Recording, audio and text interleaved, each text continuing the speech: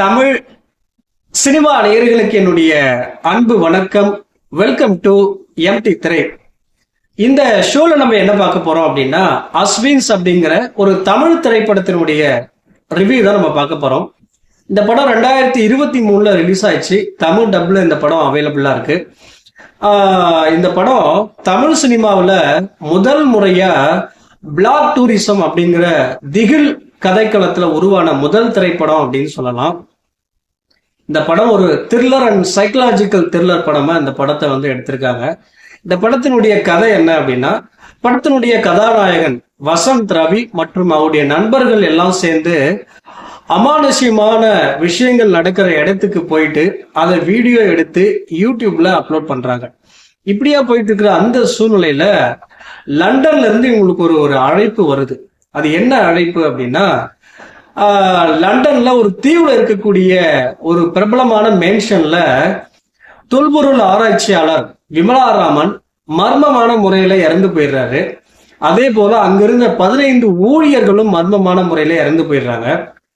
அந்த இறந்து போன 15 ஊழியர்களுடைய சடலங்கள் கிடைக்குது. ஆனா தொல்பொருள் ஆராய்ச்சியாளர் விமலாராமனுடைய சடலம் கிடைக்கல. அங்க ஏதோ ஒரு அமானுஷ்யமான விஷயம் இருக்கிறதாவும் மர்மமான விஷயம் நடக்கிறதாவும் அவங்க நினைக்கிறாங்க.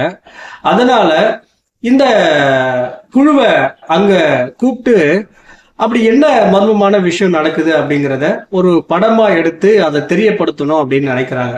அப்போ இந்த கதாநாயகன் வசந்த் ரவி மற்றும் அவருடைய நண்பர்கள் லண்டனுக்கு போறாங்க.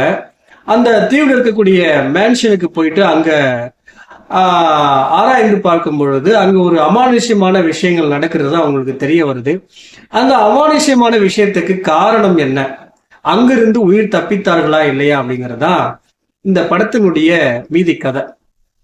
இந்த படத்துல நான் லைக் பண்ண விஷயம் என்ன அப்படின்னா, டெக்னிக்கலா இந்த படக்குழுவை பாராட்டியே ஆகணும். ஏன் அப்படின்னா, டெக்னிக்கலா இந்த படத்தை பாத்தீங்கன்னா ஹாலிவுட் தரத்துக்கு ஈக்குவலா எடுத்திருந்தாங்க.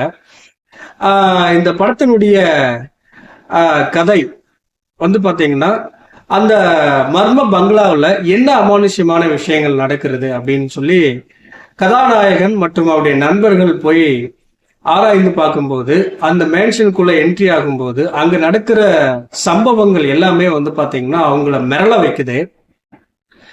வசந்த் ரவி குறிப்பா தன்னுடைய நடிப்பால மிரட்டி இருக்காரு அப்படின்னு தான் சொல்லணும்.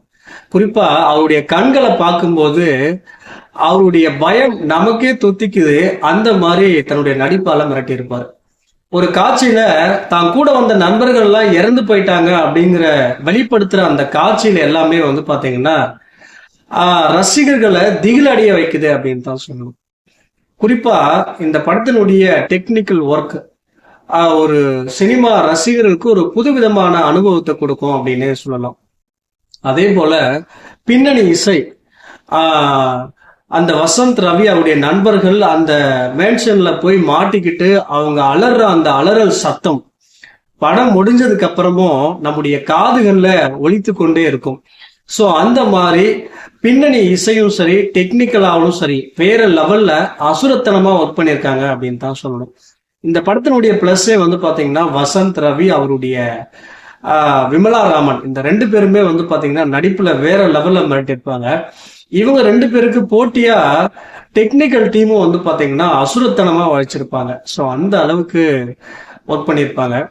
படமா இந்த படம் பாத்தீங்கன்னா சினிமா ரசிகர்களுக்கு ஒரு புதுவிதமான அனுபவத்தை கொடுக்கும். அதே போல பாத்தீங்கன்னா இந்த படம் சவுண்ட் எஃபெக்ட்ல பாத்தீங்கன்னா ரசிகர்களுக்கு ஒரு வித்தியாசமான அனுபவத்தை கொடுக்கும். திகில் ரசிகர்கள் பார்த்து ரசிக்கக்கூடிய ஒரு படம் அப்படின்னா இந்த அஸ்வின் படம். இந்த படத்தை நீங்க பாத்தீங்கன்னா தாராளமா பார்த்து ரசிக்கலாம். இந்த படத்துக்கு நான் கொடுக்குற ரேட்டிங்கு 5க்கு 3. அடுத்த விமர்சனத்துல சந்திக்கலாம். நன்றி, வணக்கம்.